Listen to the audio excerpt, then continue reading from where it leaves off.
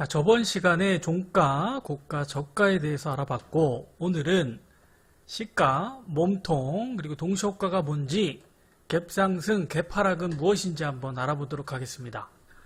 자, 여기 양봉 캔들이 있습니다. 시가가 9,000원, 종가가 9,900원, 그래서 10% 상승한 캔들이 있는데, 내 관심 종목 창을 보니까 PC든 모바일이든 이런 관심 종목 창 있잖아요.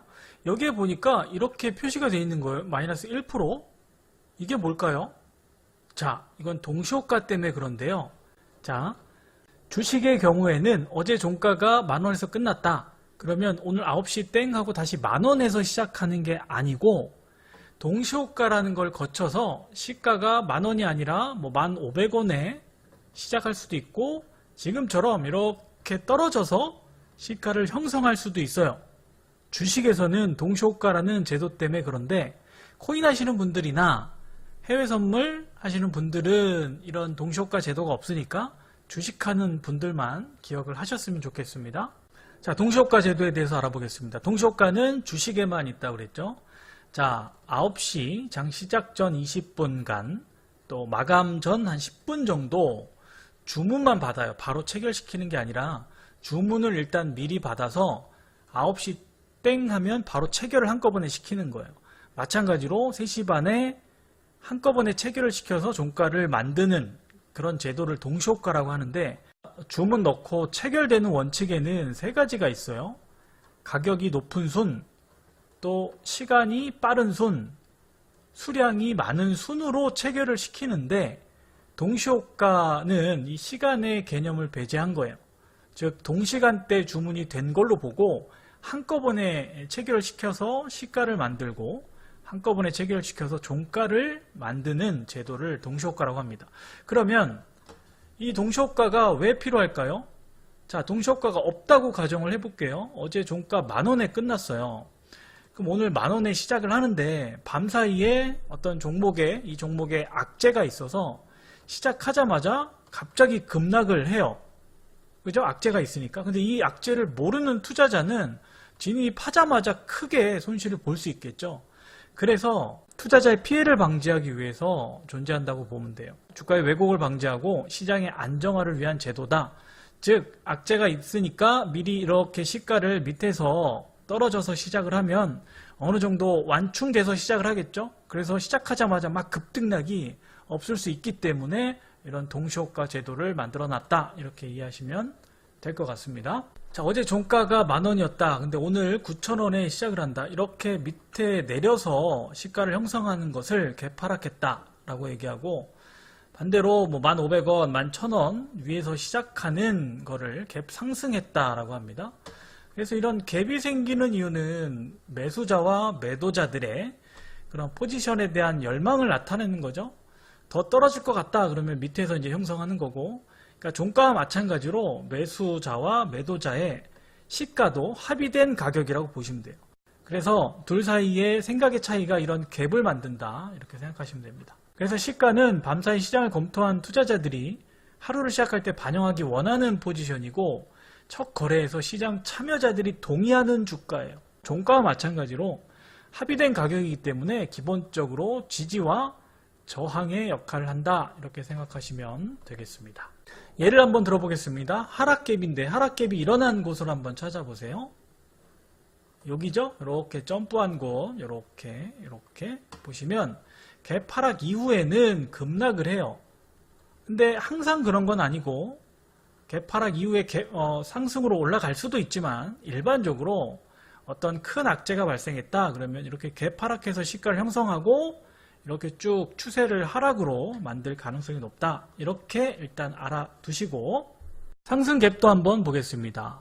보이시죠? 여기 갭 상승해서 시가를 형성한 여기 다 갭이죠. 이런 게 다 갭이죠. 그리고 여기도 큰 갭이 일어난 후에 상승하는 모습을 보여주고 있습니다. 갭 상승이 일어났다고 다 올라가는 건 아니고 중요한 위치에서 갭 상승을 동반한 장대 양봉의 캔들 또 거래량까지 터져주면 이렇게 우상향으로 올라갈 확률이 높다라는 겁니다. 자, 몸통에 대해서 살펴보겠습니다. 몸통은 시가와 종가의 가격 차이, 즉 이 네모 박스를 말합니다. 요거를 몸통이라고 하고, 고가에서 저가는 이 변동폭 저번 시간에 했었죠. 그래서 이 몸통은 실제적으로 당일의 매수세가 점령한 범위를 나타내고, 몸통은 당일의 힘의 크기를 나타냅니다. 이게 일봉이라고 한다면 오늘 동안의 힘을 나타내는 거예요. 오늘 동안의 힘. 이게 무슨 얘기냐? 만약에 자, 이게 개파락해서 어제 종가가 10,000원인데 쭉 밑에서 시작을 해서 오늘 10% 올라서 오늘 매수세가 이겼다고 하지만, 그죠? 오늘 이겼다고 하지만 어제랑 어제 대비해서 같이 이렇게 묶어서 보면 매수세가 이긴 거예요? 아니죠, 그죠? 매도세가 이겼거나 뭐 비등비등하거나, 그래서 아까 이제 당일의 힘의 크기를 나타낸다라고 했잖아요. 그러니까 그날의 힘을 나타내는 거예요.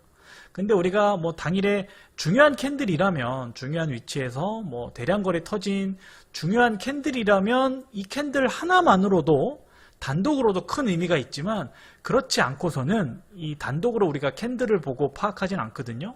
뭐 일주일치, 뭐 3일치, 한 달치, 1년치를 보고 힘을 분석하기 때문에, 그래서 이 당일의 힘의 크기를 나타낸다. 이게 이제 중요한 개념이라고 생각하시면 되겠습니다. 자, 예를 들어 볼게요. 여기 음봉이 나왔는데 이날만 본다면 매도세가 압승을 했죠. 매도세가 압승을 했는데 이날만 보고 매매할 게 아니잖아요. 이 추세의 시작점이 여기란 말이에요. 그래서 이 캔들하고 같이 봐야 된단 말이에요. 이렇게 묶어보면 이 날에는 매도가 이겼지만 같이 묶어보면 아직도 매수가 이겼단 말이에요. 그죠?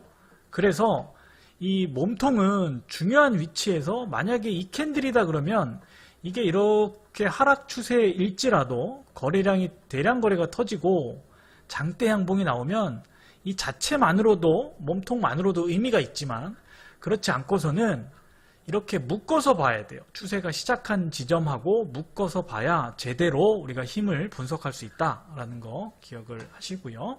자, 지금까지 배운 거 간단하게 정리를 한번 해볼게요. 어떤 종목의 3일치 가격의 흐름을 나타낸 캔들을 제가 가지고 왔어요. 이 캔들은 30분봉 캔들이고요. 그러면 하루면은 13개씩 해가지고 3일치를 갖고 왔어요. 이거를 한번 캔들을 그려볼게요. 자, 시가가 여기죠. 시가 종가를 먼저 찾으라고 말씀드렸죠. 시가보다 종가가 높으니까 빨간색. 그리고 저가는 뭐 거의 시가랑 똑같고, 고가는 여기죠. 고가와 종가의 차이가 이 정도니까 양봉으로 그리고 꼬리는 이렇게 나오겠다. 그죠? 그래서 이런 캔들을 그릴 수 있고, 그 다음에 갭 상승을 했어요. 그죠? 갭 상승을 해서 시가가 여기고 종가가 어디죠? 종가가 여기. 시가보다 올랐으니까 빨간색. 그 다음에 윗꼬리, 아랫꼬리. 이렇게 만들어서 이런 캔들이 나오고요. 그 다음에 또 갭 하락을 했죠? 이번에는 갭 하락을 해서 시가를 여기에 형성하고, 그 다음에 종가가 여기니까 시가보다 종가가 낮으니까 파란색으로 그리고, 장중에 고점은 여기고 이만큼이고 저점은 여기에요. 그러면 꼬리가 길겠죠. 그래서 밑꼬리가 길고 윗꼬리는 짧은 음봉 캔들. 정리되시죠? 이거를 이제 시간순으로 배치를 한번 해볼게요. 갭 상승했다가 아까 갭 상승했다고 그랬죠. 그리고 3일째는 갭 하락. 그래서 시간은 왼쪽에서 오른쪽으로 가니까 이런 캔들, 갭 상승, 갭 하락, 이런 캔들. 그래서 실제적으로 종목의 캔들, 여기에 캔들을 한번 그려본 거예요. 30분봉 캔들을 펼쳐놓고. 이제 정리가 되시겠죠?